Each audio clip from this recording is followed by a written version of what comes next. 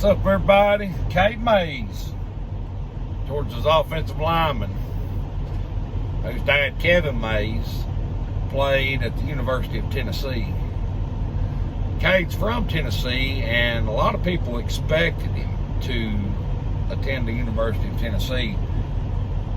And I think, let's see, this will be his junior year. So he's not graduated, so by rule, he'll have to sit for a year for eligibility to be able to play at the University of Tennessee, unless the NCAA waives that and allows him to go ahead and play. If he gets the waiver, then he can play this year. The only way that he would get that waiver is if they, or if his lawyer can prove that it was in his best interest to leave because his family has the University of Georgia sued right now. His dad, Kevin Mays, played, he was an offensive lineman in the Peyton Manning days. If I ain't mistaken, I believe he played center for Manning for a little bit. But his dad has a lawsuit in on him because he had a mishap in Athens at the stadium and lost part of his pinky. So that could be used if the lawyer can get his eligibility. That's the way he'll have to do it. He'll have to use that as a reason for Cade Mays having to leave the University of Georgia. I don't know that the NCAA will uphold that or not, because this happened, as far as I know, it happened a while back, and he was still being able to, play and all that. But of course, I don't know if the lawsuit was filed. I don't know when it was actually filed, so it could have just been recent. That could be a way for him to get his eligibility right away. If not, either way, if he has set a year, we'll still be all right on the offensive line because Trey Smith's coming back. Now, if Cade gets his waiver, we're going to have 4 or 5 stars across the offensive line. I got to say, Jeremy Pruitt, I'm impressed. Wow. Just amazing. 4 or 5 stars on the offensive line. And usually I don't put a lot of merit into the star rating because, look, they do get them wrong from time to time. And there is such a fine line between a 3-star and a 5-star that I don't put a lot of thought into the star rating, but they do matter. Don't think that they don't matter at all, because when I say that there's a fine line between a 3-star and a 5-star, I mean the coaching staff goes out and they evaluate these kids on their own. They don't go off of what rating you're seeing as a fan. They have their own star rating, and the way that they break this down is what are their needs and how does this kid fit in that role.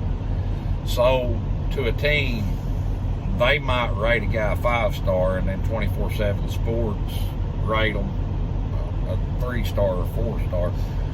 So I don't put a lot of emphasis on that, but they do mean something. Don't take me wrong. I know a lot of you,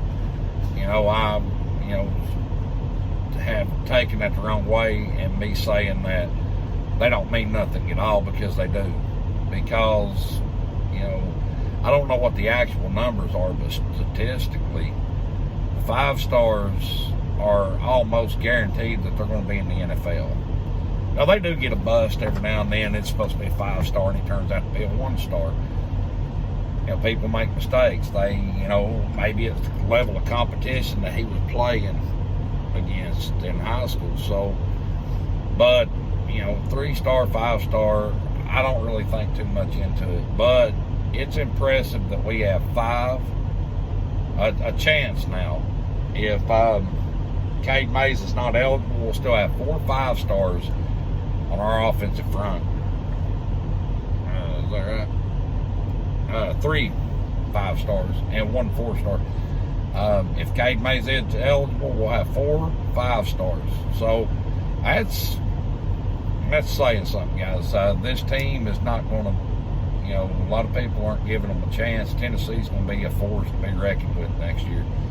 You got Ty Chandler in the backfield, a 1-2 punch with Eric Gray. It's going to be impressive. I do not think that Garantano's going to win the starting position. I think that it's Harrison Bailey's job to lose.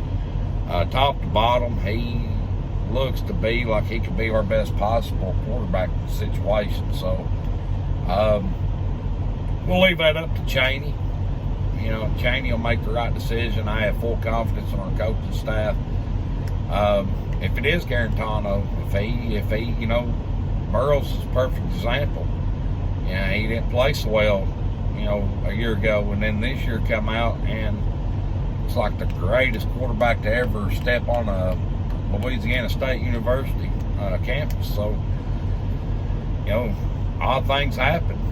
So we'll just have to wait to see. But if it is Garantano, there's no reason for him to be rushed this year because he's going to have a beast of an offensive line in front of him. And that's where championships start, guys. So I'm telling you right now, get pumped up, be proud. It's a good day to be a Tennessee Vol. Anyway, Trey Smith is coming back, and that's going to be, oh God, I wouldn't have blamed him if he went, but for him to come back for one more year, if Trey goes through the whole season healthy, his draft stock just shot through the roof. So he's going to get much better. He's going to be much improved. He's already one of the top linemen in the SEC, right along with Cade Mays. So it would be safe to argue at this point right now that Tennessee's got probably the best offensive line in the entire NCAA. And that's where you're going to see the big, big difference. I know it sounds like coach speak when you say that it starts up front, but it does. It's the truth. And with that type of offensive line, I'm not worried about next season right now. I really ain't. We'll be well protected. This is not a Bush Jones line, guys. Jeremy Pruitt's for real. He's coming. He's coming. Georgia, you better watch it. He's coming. Pruitt, the boys ain't playing around no more. Florida, he's coming. See y'all get through this front wall.